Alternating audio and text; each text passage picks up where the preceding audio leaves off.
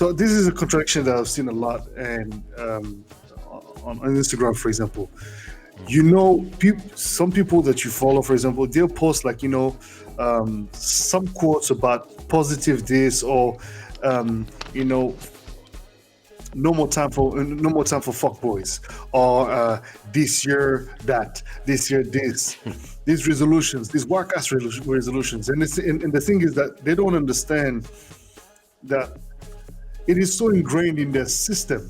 The belief system is so well organized Yeah. that no matter what you tell yourself that you don't want, because it is unconscious now, and it's actually became second nature. Whenever something good for you comes, you will not be able to see it. Which even if you see it, you won't know what to do with it because you just created a belief in your mind that, well, you know what, you need to be complaining about everything, and Yeah. because because this person or that thing is not exactly, it's not triggering you the way you used to be triggered. So maybe it mustn't be that good necessarily. And it's like, what? Like I remember, I remember having to deal with people that you send them like positive things, like for example positive quotes, not even positive quotes, like videos about like motivation, spiritual, mental motivation, etc. Yo, man, the number one reaction is like, oh, I don't have time for this, or I'll check it later, and that mentality is just like, you know what, postponing something that you can do right now for tomorrow, but you don't know if you're going to have the same time tomorrow. Why don't you do it now? No, but I'm not ready yet mentally. Oh, okay. And it's like, my question is then, do you have to be what now? That's for you to answer, right? Or everyone in the Shada gang. And would you prefer to be emotionally intelligent or emotionally fit? That's the question. Do you prefer to be Emotionally intelligent or emotionally fit? What do you prefer to be? personally? Everything is intelligence. I think intelligence is important. You have to be able to be in control of certain of your emotion, not all of them. Because if you are too much in control of your emotions, then you don't even know how to love anymore. You don't even know how to be vulnerable to love, for example. But for example, when it comes to anxiety, then I want to be in control. I want to be able to not let anxiety control my decisions. And for this, emotional intelligence seems like the right. Gilberto is saying, what a question. Joel is saying emotionally fit. All right. So for me, emotional intelligence is emotional intelligence. I used to. I don't have like a hardcore position on it, but I do have an understanding after reading a little bit through it that emotional fitness is actually better than emotional intelligence, because emotional intelligence still is subject to emotions themselves, whereas emotional fitness is subject to pure consciousness and a pure understanding of okay, well, you know what, this is for example, you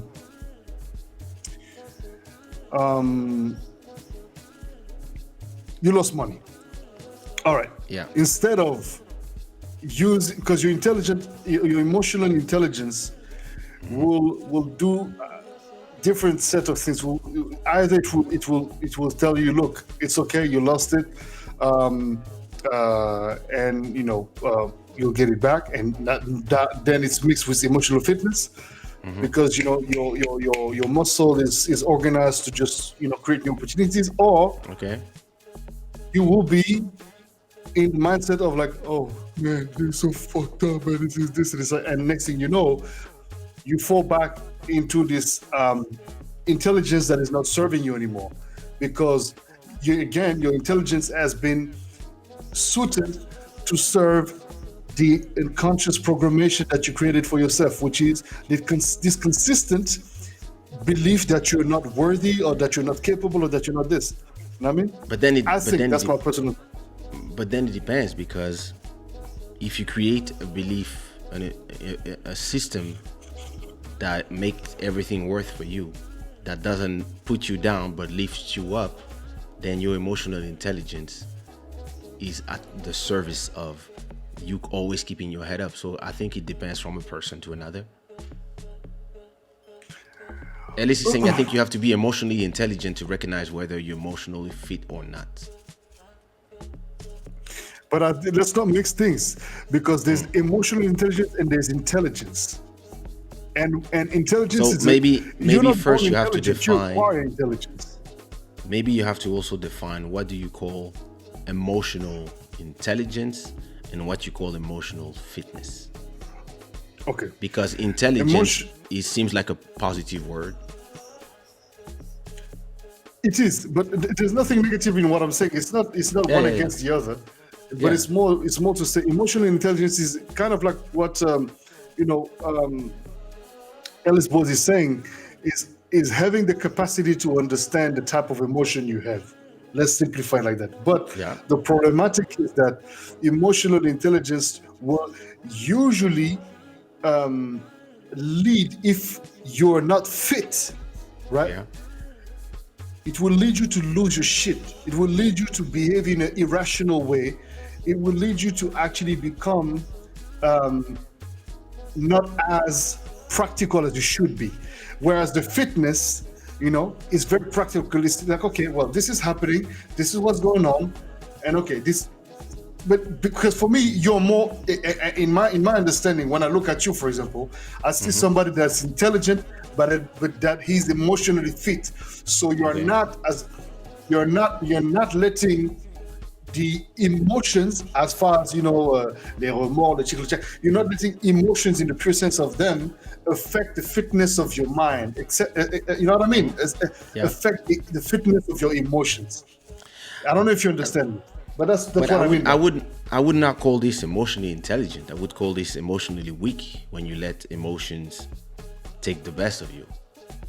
But again, the problem is that, well, if you say that, it's a judgment, and if you say it's emotionally weak, then automatically you're putting again the person in the state where they feel like they're not worthy.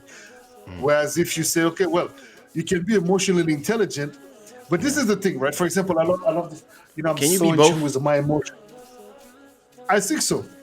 Okay. I think I am both, but.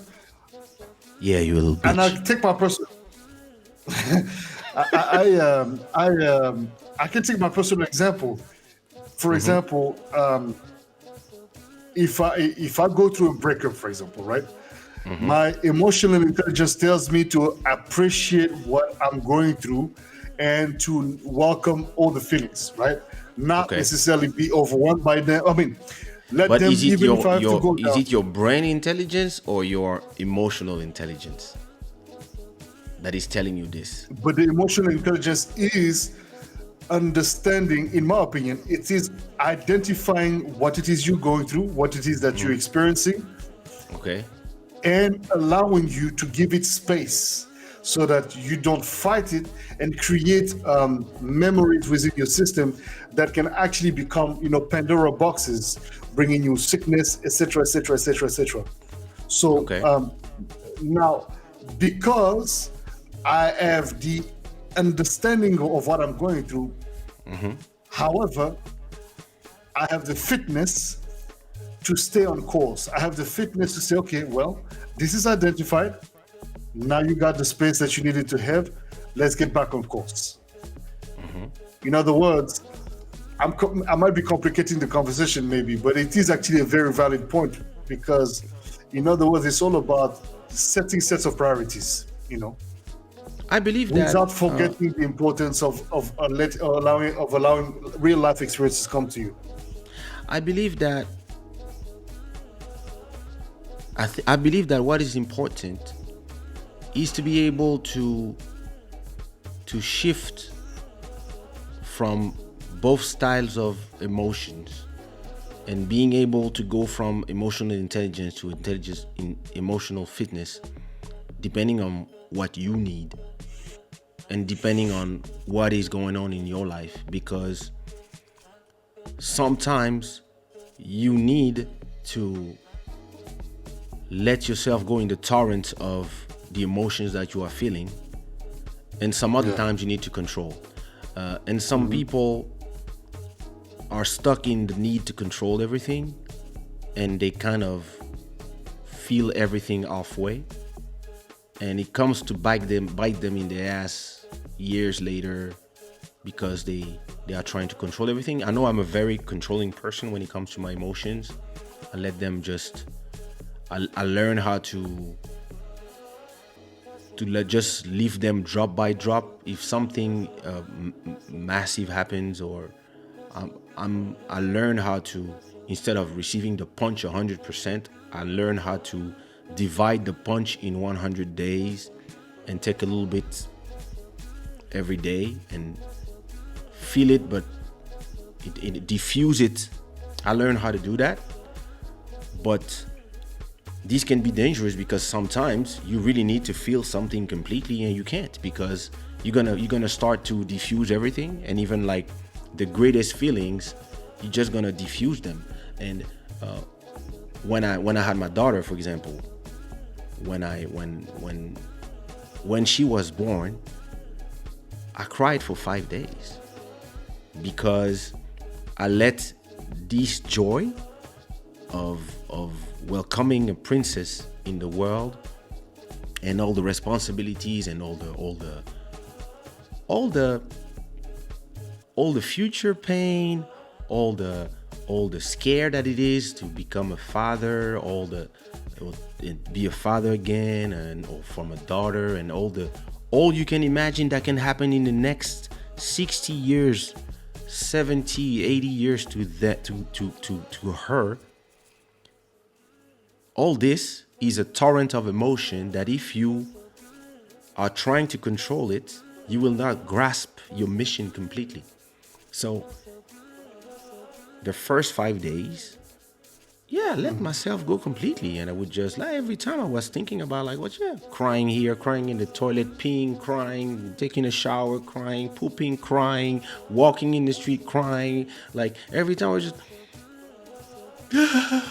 and then, and after 5 days, back to the control, back to, and it's, I really believe that most people don't really choose.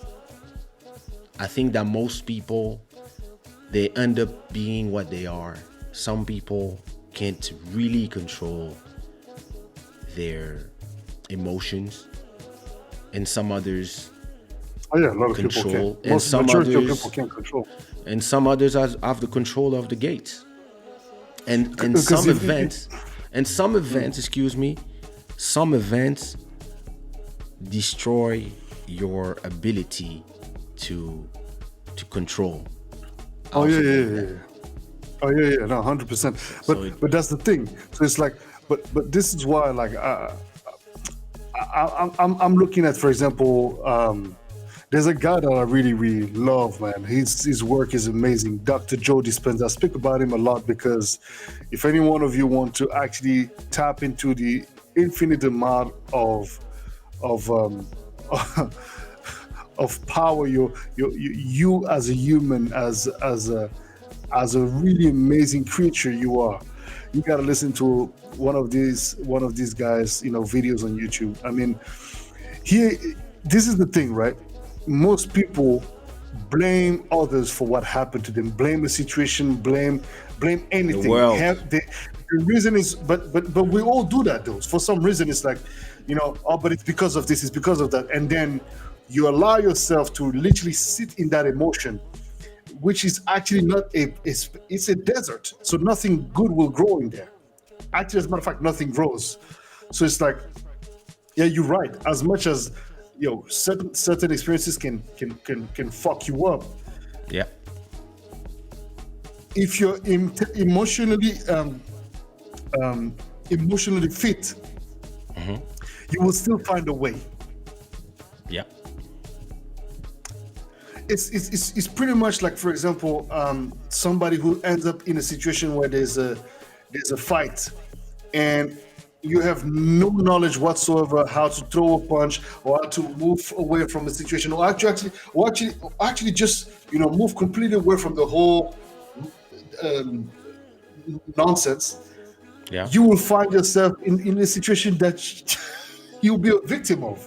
So in other words, it's like, do you want to be a victim of the circumstances in your life, or you want to be in charge and take control over the circumstances in your life, or over the way you react or act upon the circumstances in your life? That's really I think the question, and it's a question that I've answered for myself a long time ago, and I think that it's what helped me and keeps helping me carry myself through. And I believe it's the same for you. Like, we've understand that we have to take control over the actions and the reactions to the What I, occurrences. what I learned in Always, philosophy, like, what I learned in philosophy is the value of stoicism, and I think I'm a stoic person. I'm a person that I leave things, and I learn to not respond to things straight away.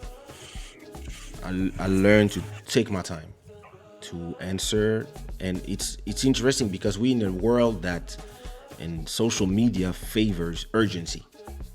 Social media wants the urgent, you know, the urgent answers. They want the answers now, the likes now, the money now, the success now, because a lot of people are presenting you their fake life.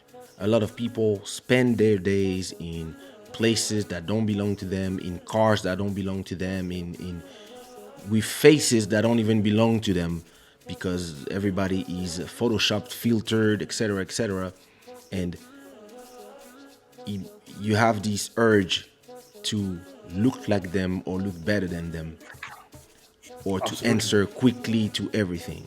And when you take control, first you take a step back. You see things that you like, you see things you don't like. You don't need to answer right away.